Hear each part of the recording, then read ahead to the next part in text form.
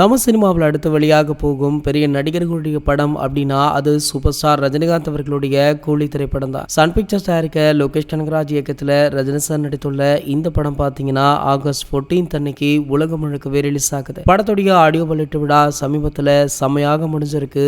அந்த நிகழ்ச்சியில ரஜினி சாரை தாண்டி லோகேஷ் கனகராஜ், அனிருத், ஸ்ருதிஹாசன், சௌபின் சாகிர், நாகார்ஜுனா, அமீர் கான் அப்படின்னு பல செலிபிரிட்டிஸுமே கலந்து கொண்டாங்க. இந்த நிலையில பாத்தீங்கன்னா அதிகமாக ரஜினி சாருடைய பேச்சு தான் இருந்தது.